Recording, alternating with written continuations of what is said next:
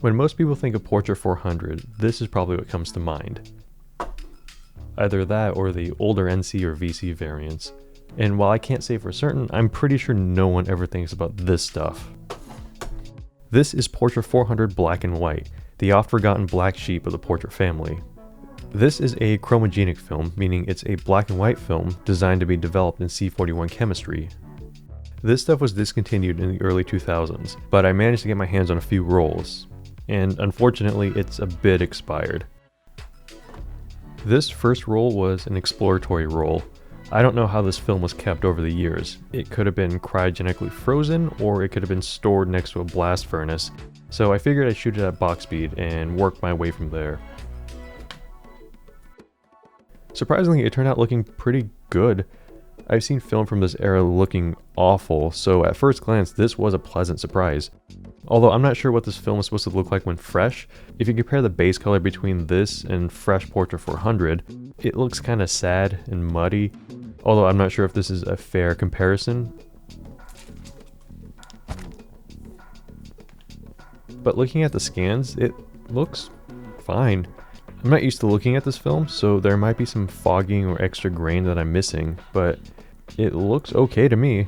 There's really not a whole lot to say. The contrast looks fine, it's not super flat or overly blown out or crushed. This stuff looks alright. But at the end of the day, what sets this film apart from any other chromogenic film stock is that it is a part of the Portra family.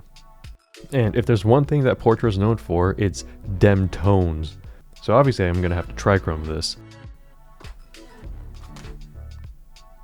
Looking back at this roll, these trichromes came out a little underexposed. I think the first half of the roll was accidentally overexposed because I was shooting in the snow and I just kind of YOLO'd the metering. But when I was intentionally metering for the trichrome, it came out a little thin. This was shot on a cloudy day and the sun was peeking in and out, which threw off the metering and subsequently the colors. It looks interesting, but it's not great for diagnosing any exposure problems. And this next one just looks like a normal underexposed trichrome. So obviously I needed to work on the exposures a little bit. I decided to overexpose the next roll by one stop. Some of these shots still came out a little thin. I then realized that the red channel was the most underexposed, while the green channel was kind of underexposed, but the blue channel looking pretty good. The raw trichromes look like expired film. I had to do a bit of processing to get them to look like this. It won't pass for Portra 400, but it also doesn't look terrible.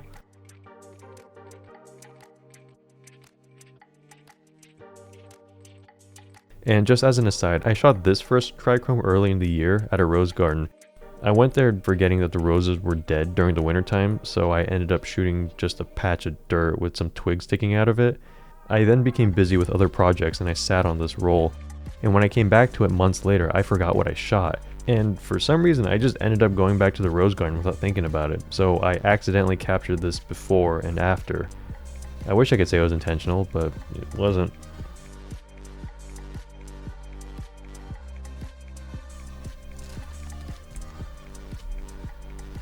I overexposed this next roll by 2 stops. Not only that, I developed it in Rodinal so I could get that true black and white silver on this stinky color base.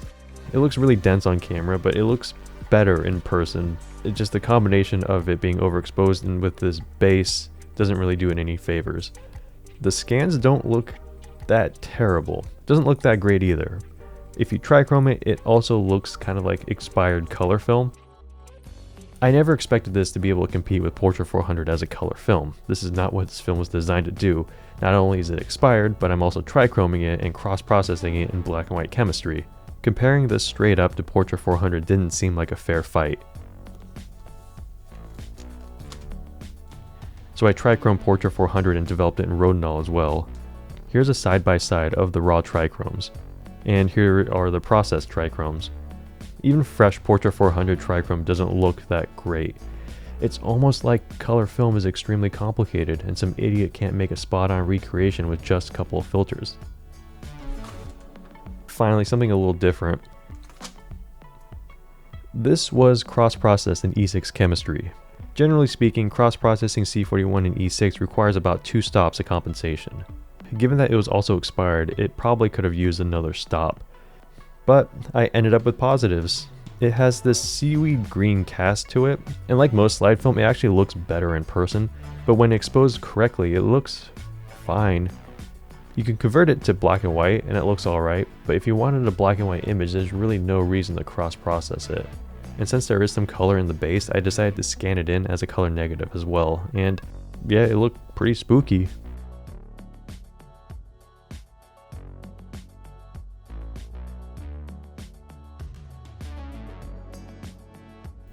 I would have trichromed this, but I forgot to, so let's just ignore that point. After Kodak discontinued Portra 400 black and white, they replaced it with black and white 400 CN, which was also discontinued, leaving Ilford XP2 as the last chromogenic film on the market, as far as I know. After that, Kodak consolidated the Portra line by merging the NC and VC variants and getting rid of the other freak of the family, 100T.